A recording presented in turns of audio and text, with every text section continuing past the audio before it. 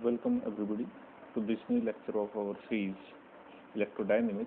Today we will discuss about the fields of a moving point charge. In the previous lecture, we are trying to discussing about Lennard-Wichard potential, and by the use of Lennard-Wichard potential, we will try here to find out the fields due to a moving point charge. Okay, because Lennard-Wichard potentials are the potentials which are comes to our interest because of moving point charge. Okay, this form of Lennard-Wichard potential, see here, this is the scalar potential due to a moving point charge, and this is the vector potential due to a moving point charge, and these two potentials given by equation number 10 and equation number 12 by our previous topic is known as Lennard-Wichard potential, and these are the potential due to the moving point charge, the point charge which is not at rest. इस function को अगर आप ध्यान से analysis करें तो ये जो पोटेंशियल है VRT, which is the function of position and time, is given by 1/4 pi epsilon naught QC over RC minus R vector dot V vector. Okay, इस फंक्शन में से ये जो एक्स्ट्रा एडिड टर्म है, that vector R dot vector V is the extra term. If this term, the velocity term, is removed from here, this potential reduced to its old form, that is the scalar potential due to the static charge, is given by 1/4 pi epsilon naught QC over RC, and R and C is cancelled with C. That is, this is the static potential, or you can say that this is the potential due to a static charge, as we studied here this concept in the portion of EMT, the electrostatic portion. So this potential reduced to its old form if this factor, the velocity factor, is removed from here. Okay, so because of this factor, this additional factor, this potential is known as this potential is known as the Lennard-Wichard potential. So today we will discuss about the fields of a moving point charge, not about the potentials but about the fields of a moving point charge. Okay, so fields की जब हम बात करते हैं कि fields, ये बहुत similar way है जैसे हमने जेफी-मैंको इक्वेशंस को के थ्रू फाइंड आउट किया था fields by the retarded potential, by the use of retarded potential. तो बहुत कुछ सेम वेव है. हमारे पास पहले रिटार्टेड पोटेंशियल्स थे, रिटार्टेड पोटेंशियल्स को हमने यूज किया और उनके थ्रू हमने जो फील्ड्स फाइंड आउट किए, that is given by the Jefimenko equation. तो ये भी बहुत कुछ सिमिलर वे है. अभी हमारे पास एक नए तरह के पोटेंशियल है जिनको हम Lennard-Wichard पोटेंशियल्स के नाम से जानते हैं, और Lennard-Wichard पोटेंशियल्स के यूज से अभी हमें फील्ड्स को फाइंड आउट करना है due to the moving point charge. Okay, so let's start here. So some theory in the beginning, this is that we are interesting to calculate the fields of a moving point charge. Okay, this is the same as we do before the to calculate the retarded fields, that is given by Jeffy-Manco equations by the use of retarded potentials. हमने retarded potentials को use किया और वहां से Jeffy-Manco equations जो हमें fields देती है वो retarded fields हमने वहां फाइंड आउट किए थे. उसी तरह से here we have potential due to a moving point charge. This is a Lennard-Wichard potential, and by the use of these potential, scalar and vector both, we will try to deduce the field both electric and magnetic due to a moving point charge. So we have from Lennard-Wichard potential is given by the scalar potential VRT is given by, as we studied before, the scalar potential is given by 1 over 4 pi epsilon naught QC over RC minus vector R dot vector V, and the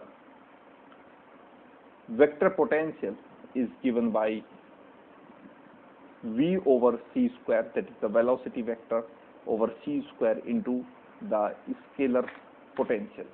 Okay, so this is the theory. Now we are, in order to calculate the fields due to a moving point charge, we have expressions for electric and magnetic field as.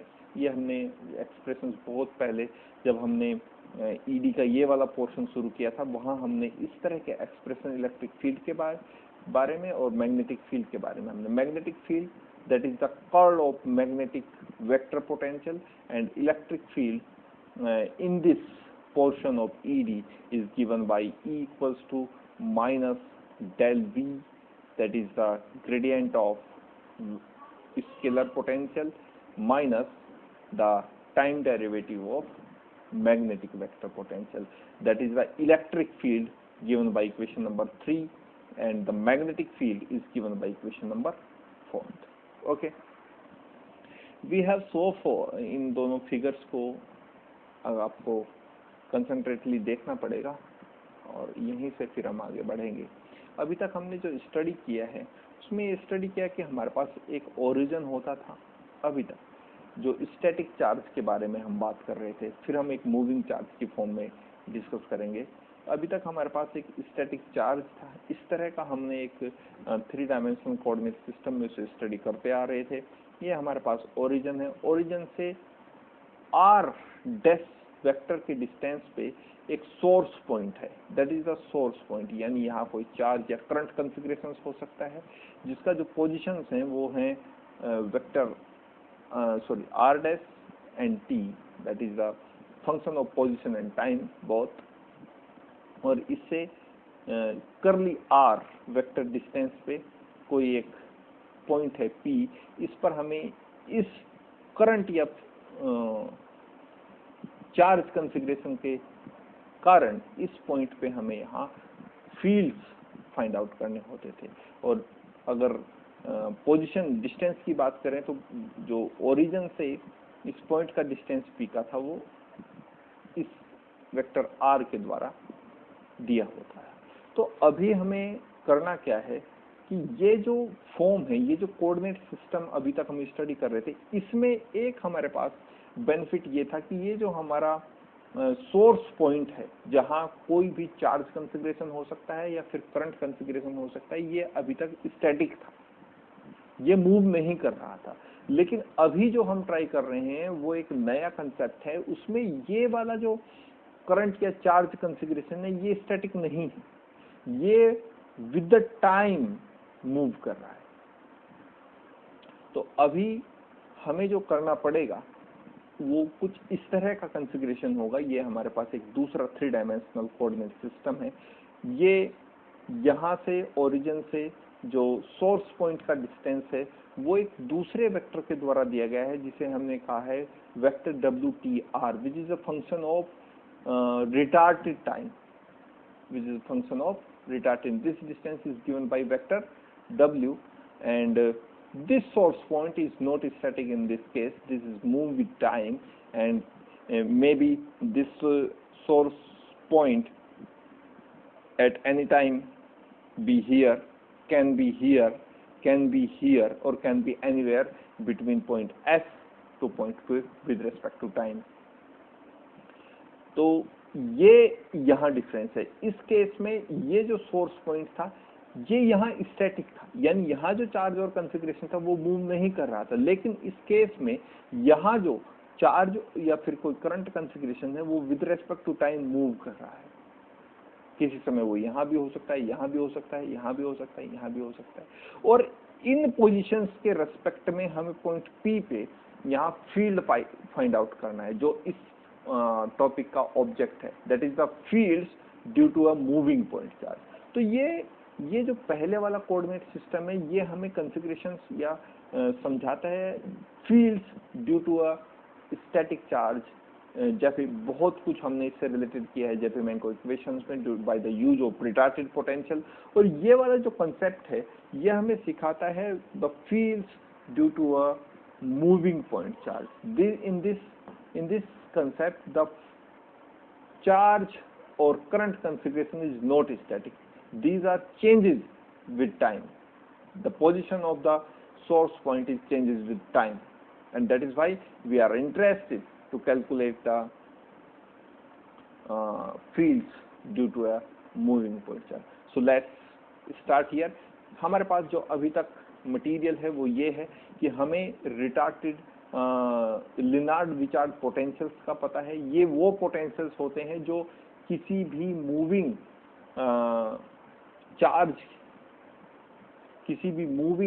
Charge के कारण जो potentials find out हमने किए वो कुछ इस तरह की फॉर्म होंगे। That is the scalar potential given by equation number first, and this is the vector potential given by equation number 2. So let's start this topic here. So let's see here. Okay, so this is the position vector, all form of position vector. The position vector r, the curly r, is given by vector r minus vector r dash. By this figure you can easily deduce the value of this curly r. The vector curly r is given by vector r minus vector r dash. Okay, this is the old form of this vector. This is the old form of this vector. That is the curly r vector is given by vector r minus r dash. But when the charge is moving with time, the position vector r dash is given by vector w, which is the function of retarded time. Okay, where wtr is the position vector of a moving point charge. Okay, the time derivative of position vector gives the velocity of the moving point charge. अगर हम इस position vector का time derivative find out करें, w जो position vector का replacement है due to the moving point in the concept of moving point charge, और इसका अगर हम टाइम डेरिवेटिव फाइंड आउट करें, चूंकि एक पोजीशन वेक्टर है और पोजीशन का टाइम डेरिवेटिव हमेशा आपको क्या देगा, वेलोसिटी देगा. So the time derivative of this is given by the dot of w vector w, which is the function of retarded time, is given by equation number 7. The magnitude of the position vector r is given by this type of form, because the value of the position vector r is given by vector r minus vector w, and if we are interested to find out the magnitude of this vector, we have to use the mode of the right hand side of equation number 6. So the magnitude of the position vector is given by magnitude mode of r vector r minus vector w, and this is given by c is equals to c into t minus tr. From where this term comes out, because this term comes out from here, that retarded time tr is, we are studied earlier that retarded time tr is given by t minus r by c. So from here r equal to c t minus tr. So this is the equation number 8, and this is the equation number 8, and this is the equation number. Okay, आपके पास यहाँ जो old form थी position vector की वो कुछ इस तरह की फॉर्म थी, लेकिन अभी जब हमारे पास ये जो चार्ज और करंट कॉन्फ़िगरेशन है वो मूव कर रहा है विद रिस्पेक्ट टू टाइम, तो ये जो वेक्टर है आर डैश, इसको हमने रिप्लेस किया है वेक्टर डब्ल्यू से. हमें एक नया पोजीशन वेक्टर चाहिएगा और एक ऐसा पोजीशन वेक्टर चाहिएगा जो टाइम के साथ चेंज हो सके, टाइम के साथ डेफिनेट ना हो. तो हमने एक ऐसा पोजीशन वेक्टर यहाँ डब्ल्यू लिया जो टाइम का फंक्शन है, यानी ये चेंज हो सकता है, ये वेक्टर चेंज हो सकता है विद रेस्पेक्ट टू टाइम।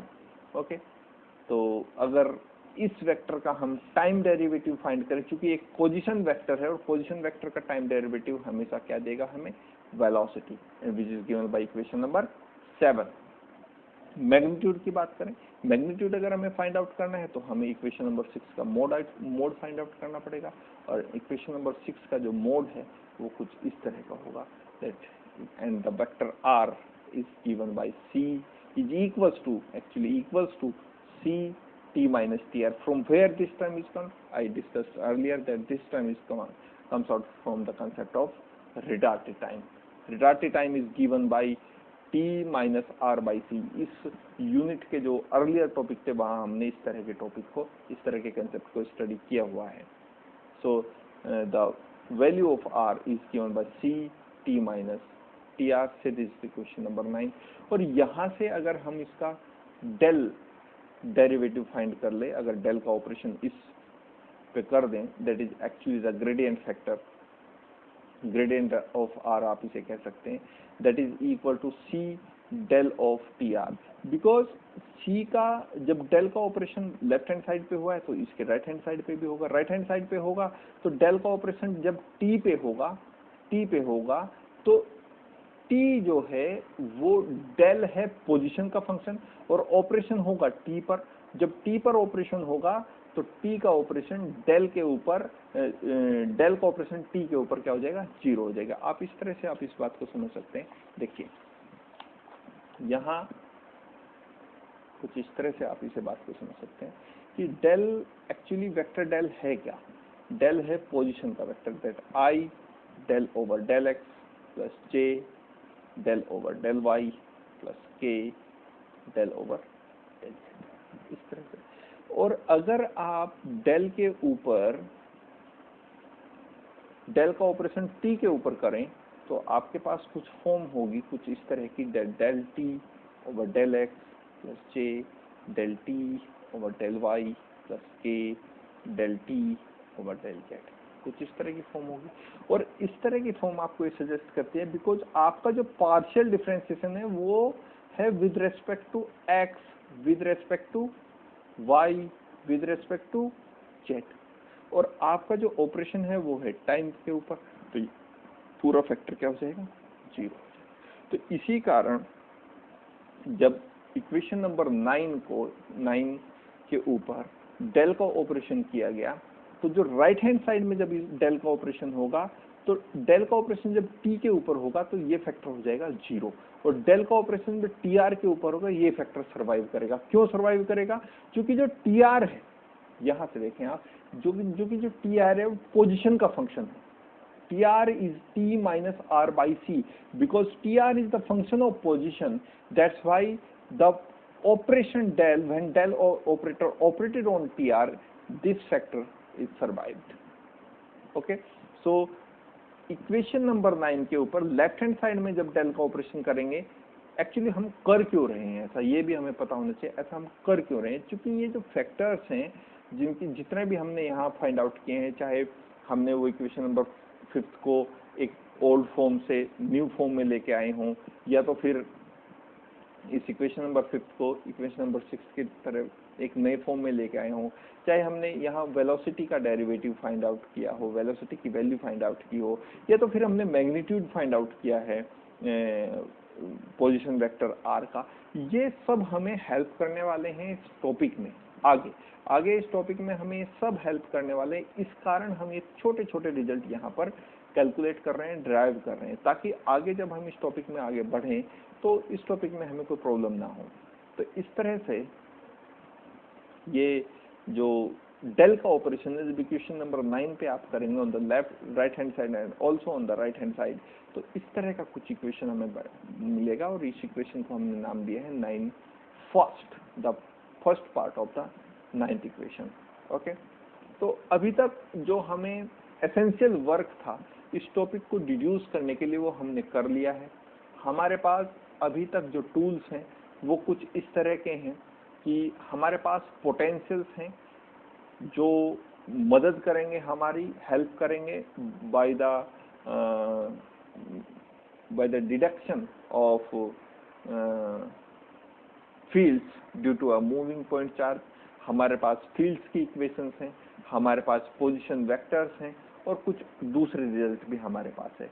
तो अभी हम जो स्टार्ट करें वो इलेक्ट्रिक फील्ड को फाइंड आउट करेंगे और वहीं से फिर रिजल्ट आएगा मैग्नेटिक फील्ड का। Okay, so first we are interested to calculate the electric field vector E. So from equation number 3 we have the vector E is given by minus del V minus time derivative of the magnetic vector potential. So this is the equation number 9th second part. Okay, यहाँ से जब हम electric field को find out करने की कोशिश कर रहे हैं तो अभी हमारे पास दो टर्म राइट हैंड साइड में है। पहला है gradient of V, that is del operator operated on scalar potential, और दूसरा टर्म है with negative sign the time derivative of the magnetic vector potential. तो अभी हम कंसंट्रेट कर रहे हैं केवल पहले वाले पार्ट पे, यानी इस वाले हिस्से में केवल अभी हम फाइंड आउट करने की कोशिश कर रहे हैं the gradient of V। Okay, so let's begin with gradient of V, that is taking gradient of equation number first। equation number first से आप familiar हैं, equation number first आपके पास ये है, that is the equation number first। the potential, that is the Lennard-Wichard potential, is given by 1 over 4 pi epsilon naught QC over RC minus vector R dot vector V। तो ये जो equation number first है इसकी दोनों side पे हम del का operation करेंगे, तो जो लेफ्ट हैंड साइड है वो हमें दे देगा gradient of V। Okay, so let's start this. So let's begin with the gradient of V, that is the taking gradient of equation number first. सो इक्वेशन नंबर फर्स्ट के लेफ्ट हैंड साइड पे जब हमने डेल का ऑपरेशन किया, that is del V is equal to del operated on the right hand side of equation number first, that is 1 over 4 pi epsilon naught QC over RC minus vector R dot vector V। Okay, अब यहाँ से जो common या जो constant part है वो बाहर आ जाएगा, that is QC। Q is the magnitude of charge, C is the velocity of light, and 1 over 4 pi epsilon naught is also a constant, is equals to 9 into 10 to the power 9. So QC over 4 pi epsilon naught, this factor is comes out from the operation of del, and del operator operated on rest of the part of Lennard-Wichard potential, scalar potential, and this is 1 over RC minus vector R dot vector V. So this is operated on this, and del operator operated on this, this simply gives us minus 1 over RC minus R dot V whole square minus, and del operator operated on this. This is the same as d by dx of 1 by x. This is the same operation. d by dx of 1 by x gives you minus 1 by x square, and if you reduce it, this f is the function, this is the right notation actually, d by dx of 1 by fx, then minus 1 by fx whole square, and d by dx of fx, this। यही operation वहाँ है, del का operation किसी factor के ऊपर x के ऊपर, तो this is given minus x and del operated on x। This is the same way. So when del operator operated on minus 1 by RC R dot V, this gives us this factor, that is minus 1 by RC minus R vector R dot vector V whole square, and del operated operation is on this function, and say this is the equation number 10. This is the equation number 10. This is the equation number 10. Okay. तो अभी जो हमारे पास result है वो कुछ इस तरह की फॉर्म का है कि लेफ्ट हैंड साइड में जब डेल का ऑपरेशन हमने किया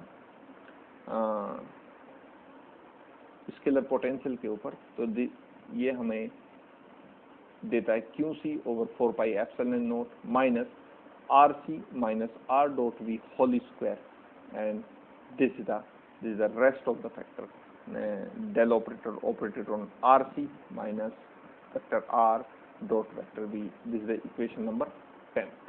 Okay.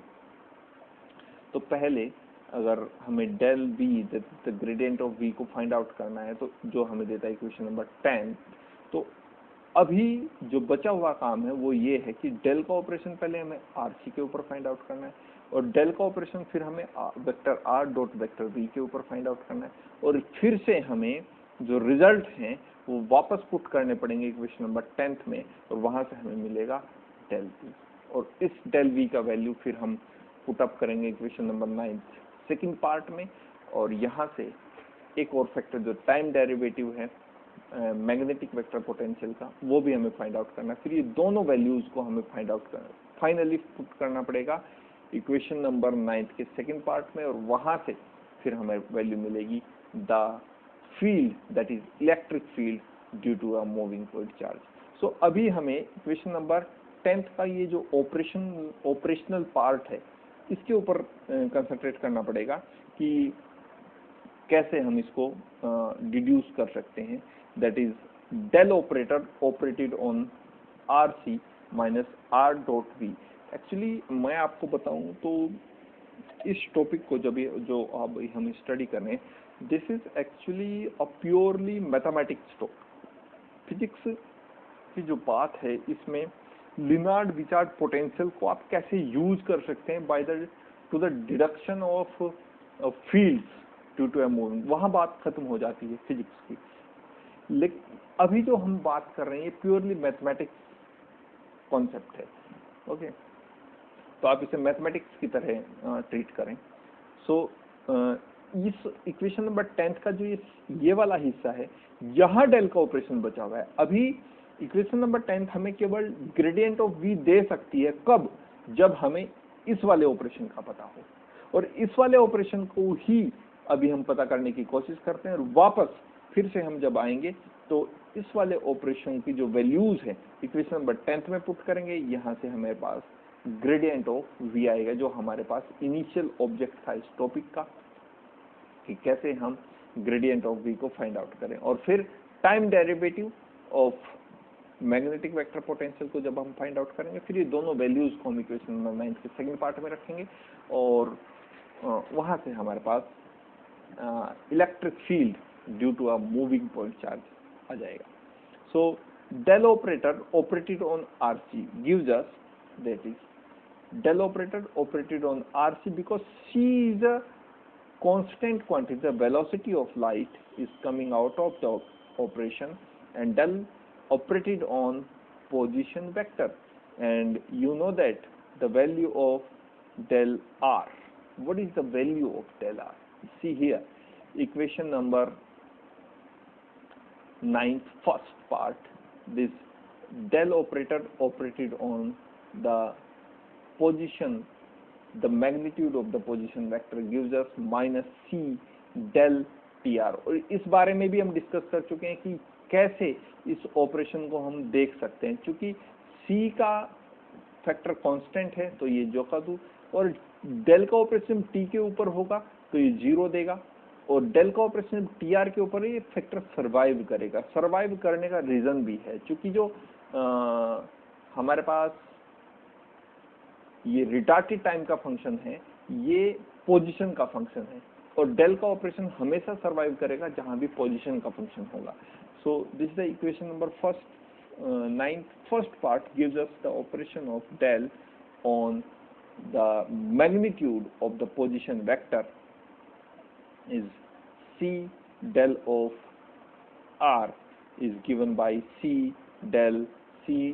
The value of this position vector R is given by C T minus TR। ये काम हम पहले भी कर चुके हैं।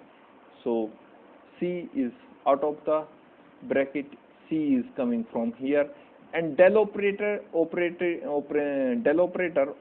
on time gives you always 0, and when del operator operated on retarded time gives you this type of function, that is del of tr. And the reason why this function is coming out is because the value of del t is 0. So c is multiplied by c gives you c square, minus is coming from here, and this is equation c square del of tr. This is the equation number 11th. Okay, तो अभी जो हमारे पास part है जो अभी हमने किया वो डेल का ऑपरेशन आरसी के ऊपर हमने किया। अभी डेल का ऑपरेशन हमें आर वेक्टर आर और डॉट वेक्टर वी के ऊपर भी करना पड़ेगा, और यहाँ से भी हमारे पास एक रिजल्ट आएगा। इस रिजल्ट को जो हमें देता है vector del operated on RC, this result is given by equation number 11. So student, that's all for now. Meet you in the next one. Thank you.